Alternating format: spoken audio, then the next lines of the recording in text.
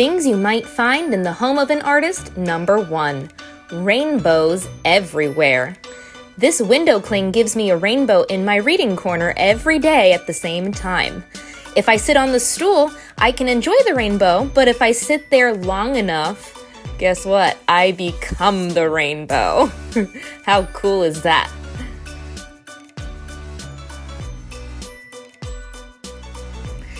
Things you might find in the home of an artist, number 2. Mixed patterns.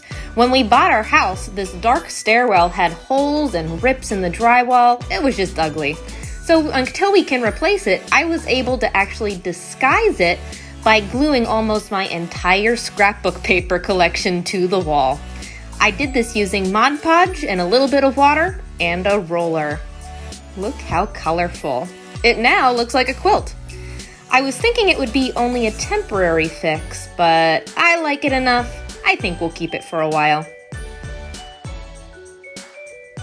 Things you might find in the home of an artist, number 3. Different colored doors. I hate painting doors, and we have like a total of 20 doors, not including closets in this house. So I figured if I had to paint them, I might as well have fun with it, right? What color should I do next? I don't know why people keep saying they're thinking I'm painting on the wall. If I was painting on a wall, it would look something like this. I actually did this peacock mural on our bedroom wall over the pandemic, right when everything shut down. I had about 2-3 weeks of absolutely nothing to do. So to keep myself sane, I decided to do a peacock mural. It was a lot of fun. I even used metallic paint to make it shiny when the light hits it. I still want to paint him a friend on the other wall. I just haven't had time yet, but it's definitely on my to-do list. In the end, I would say this isn't necessarily my biggest painting, but it's definitely my tallest one because when you stand next to it, it goes floor to ceiling, just like that. See? And there's me posing next to it. Things you might find in the home of an artist, number 5. DIY decorations. I made that garland out of water balloons, string, and glue with a little bit of cornstarch to make it stiff as ornaments for our Christmas tree one year. After they dried, the water balloons kept them round, and then I popped them on a string of lights like you see here. They made pretty good ornaments for the Christmas tree we made from string and glue, and I love how the color shone through with the lights.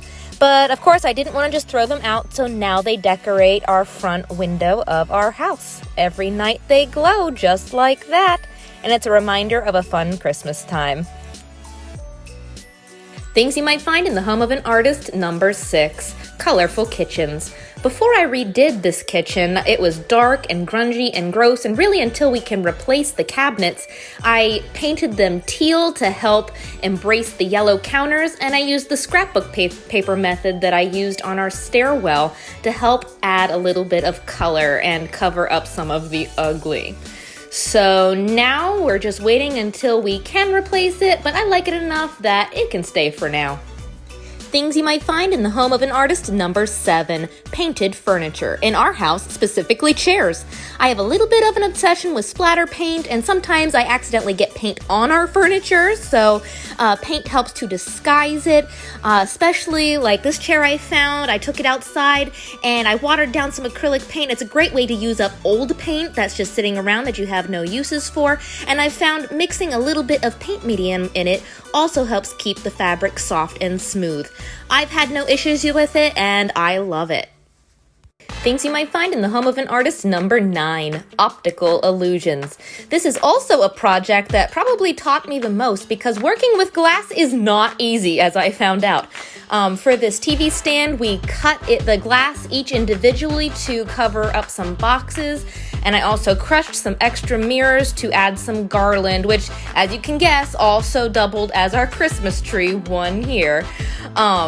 There's a little corner we made from mirrors, but yeah, working with mirrors is very dangerous, and there's only certain ones apparently that you can cut, and only certain things you can use to glue them with, but overall I had a lot of fun doing it, and it was a good experience. Things you might find in the home of an artist, number 8. Things made out of things. One time I collected a whole bunch of men's neckties. I collected them from thrift shops and people who didn't want theirs anymore, and I turned them into an area rug for our house. I love how all the different colors and patterns kind of work together, and it definitely makes a fun conversation piece when people come over. I even took the extras and made a matching ottoman like you see back there. Things you might find in the home of an artist, number 10. Repurposed furniture.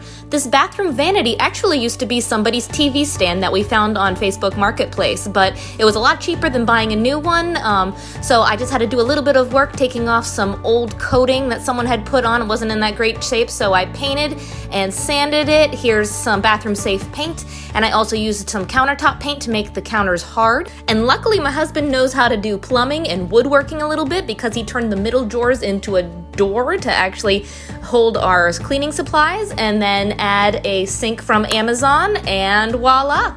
We got a bathroom sink again.